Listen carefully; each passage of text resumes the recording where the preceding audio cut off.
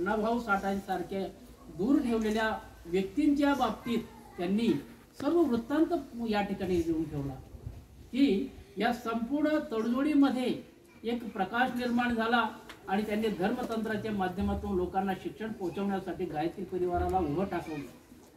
त्यांनी कोणत्याही प्रकारच्या जातपात विरहित गायत्री मंत्राचा अधिकार सर्वांना पोहोचून दिला।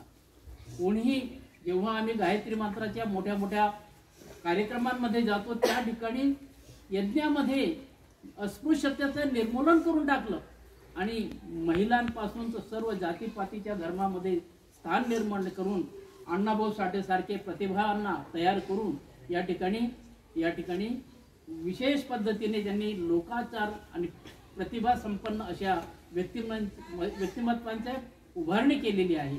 आणि म्हणून अण्णाभाऊ साठे यांच्या या पुण्यस्मरणाने मी बोलतो की अण्णाभाऊ साठे ही प्रतिभा फार मोठी होती। त्यांनी बाहेर राहून शिक्षण घेतलं। बाहेर राहून शिक्षण घेतल्यानंतर आपली प्रगती उत्तरोत्तर केल्यानंतर त्यांनी संपूर्ण या महाराष्ट्रामध्ये चाललेल्या अंधकाराला दूर करण्यासाठी शिक्षण घेऊन त्यांनी कितीतरी साहित्य निर्माण केलं। ते शाहीर बनले। शाहीर बनून युरोपमध्ये गेले, आशियामध्ये गेले। आशियामधून त्यांना ज्या पाचारण केल्यानंतर त्यांनी आशियामध्ये या संपूर्ण जातीय वादापासून निवृत्त करण्यासाठी त्यांनी मोठे मोठे पोवाडे गायले आणि त्या पोवाड्यांमध्ये प्रथम प्राधान्य छत्रपती शिवाजी महाराजांच्या जीवनावरती आधारित केलेले होते। छत्रपती शिवाजी महाराज हे कदापिही अस्पृश्यता निर्मूलनासाठी सदैव तयार राहत होते। ते म्हणजे समर्थ गुरु रामदासांचे शिष्य होते।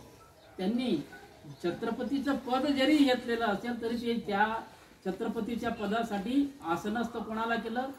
त्यांच्या गुरूंना केलं। समर्थ गुरु